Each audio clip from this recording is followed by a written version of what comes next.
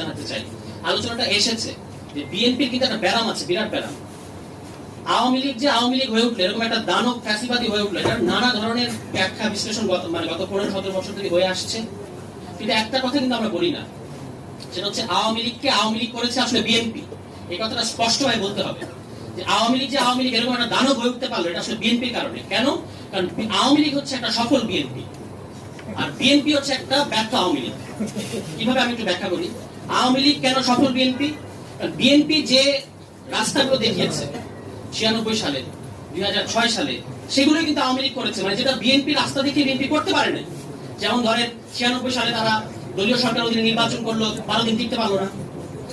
2006 সালের ওই যে বিচারপতির বয়স বাড়ানো নিয়ে তত্ত্বাবধায়ক সরকার ম্যানিপুলেশন করা, সেটাও লগি বৈঠা ডেকে আনলো বাংলাদেশে, এবং আওয়ামী লীগের 17 বছর ফ্যাসিবাদ ডেকে আনলো। মানে বিএনপি ক্ষমতাটা কুক্ষিগত করতে চায় কিন্তু পারে না। আর আওয়ামী লীগ ওই দেখানো রাস্তায়, ওই যে আওয়ামী লীগ 2008 সালে ক্ষমতায় এসে চিঠি তত্ত্বাবধায়ক বাতিল করে দিল, আউটরাইট বাতিল করে দিল, কোনো সমস্যা নেই আওয়ামী লীগের। সারা দেশের মানে তখন সিভিল সোসাইটির একটা সমর্থন জানিয়েছে। ফলে এই কারণে আমি বলছি যে আওয়ামী লীগ হচ্ছে একটি সফল বিএনপি। এখন ওই সফল বিএনপির পরিণতি কিন্তু খুব খারাপ হয়েছে। আর ব্যর্থ আওয়ামী লীগকে এটা মনে রাখতে হবে, মানে ব্যর্থ আওয়ামী লীগ মানে বিএনপিকে এটা মনে রাখতে হবে যে পরিণতি ভালো হয়নি। আর ফাইন মার্শাল